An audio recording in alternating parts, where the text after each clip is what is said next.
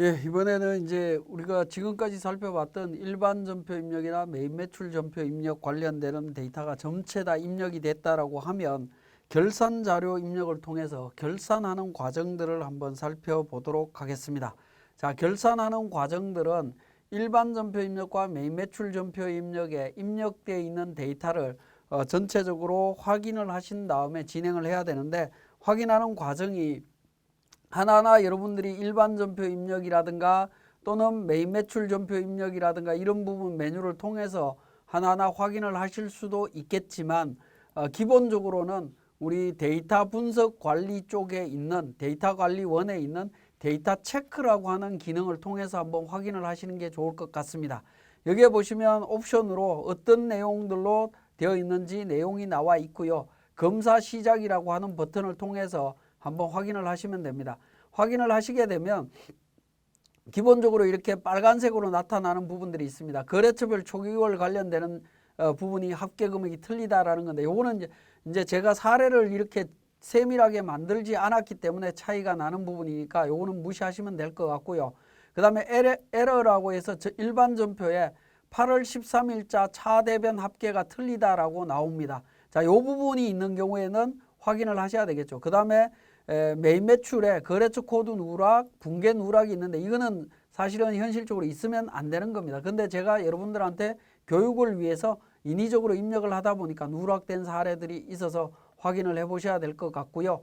자, 대차 차변이 틀리다라고 하는 부분 8월 13일자 있으면 일반 전표에 가서 확인을 하시면 됩니다. 8월 13일자 전표 입력인데 통장 전표인데 500만 원 신한은행에서 출금이 됐는데 이 부분에 대해서 정리가 안 돼 있는 부분이네요. 입금이 안 돼 있네요. 처리가. 자, 이런 경우에 이제 확인을 해서 입력을 하시면 되겠습니다. 자, 외상매입금 예를 들어서 499만 9천 원입니다. 요 통장전표 입력할 때 오류가 났던 부분인데요. 자, 이렇게 처리해서 대차변을 맞춰주시면 되겠습니다. 자, 그리고 다시 한번 대차 검색을 데이터 체크로 검색을 해보시면 대차변 오류 나는 부분은 없습니다. 자, 마찬가지로 4월 13일자 공급 대가 붕괴 금액 틀리다라고 하는 부분이 있습니다. 이런 부분들은 있을 수가 있습니다.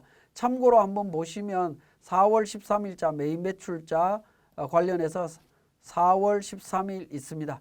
자, 4월 13일자 보시면 기계장치 매각 같은 경우에는 800만 원인데 어떻게 되어 있죠? 기계장치 1600만 원 이렇게 이제 복잡하게 회계 처리가 이루어져 있죠. 이런 경우에는 붕괴 금액과 공급가액 금액이 틀릴 수밖에 없습니다. 그렇지만 요거는 이제 경고로 나타나는 거기 때문에 확인을 해보시면 되겠습니다. 어쨌든 데이터 체크를 통해서 그러니까 자료를 한번 확인할 수 있다라는 거 검토를 한번 하실 필요가 있습니다. 데이터 체크는 결산 때만 하는 것이 아니라 평소에도 체크를 한번 해보시는 게 좋을 것 같습니다. 자, 그 다음에 이제 결산을 하기 위해서 결산 자료 입력 전에 현금 예금 조정이라고 하는 기능이 있습니다.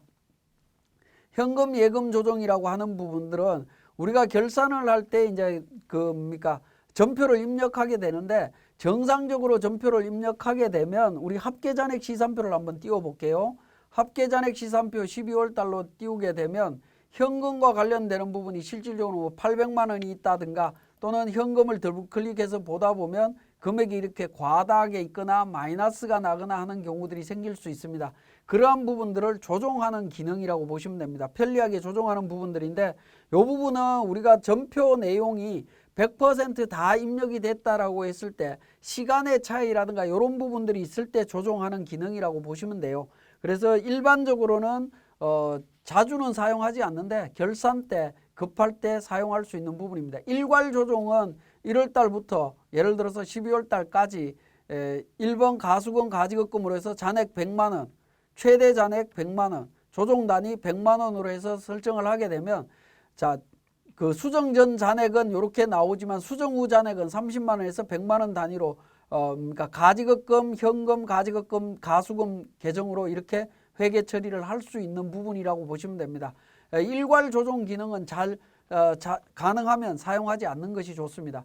그리고 직접 조정할 수도 있고요. 직접 조정은 들어가서 이제 1월달 전표 부분에서 직접 날짜별로 조정하는 부분이 되겠습니다. 근데 당좌예금, 보통예금 관련되는 부분은 그러니까 현금 예금 조정에서는 기능을 사용하지 않는 기능으로 보시면 되겠습니다. 자, 현금 예금 조정에서 이렇게 가지급금 가수금으로 처리하게 되면 나중에 그러니까 법인세법에서 이게 가지급금은 업무 무관 대여금으로 처리되기 때문에 불이익되는 사태가 많습니다. 그러니까 가지급금이 생기지 않도록 정확하게 회계 처리하도록 하셔야 될 것 같습니다. 자, 우리가 결산하기 전에는 결산 직전에 현금 예금 조정과 관련되는 부분과 데이터 분석을 통해서 데이터 체크를 통해서 대차 오류라든가 이런 부분들을 검토하는 과정을 설명을 드렸습니다.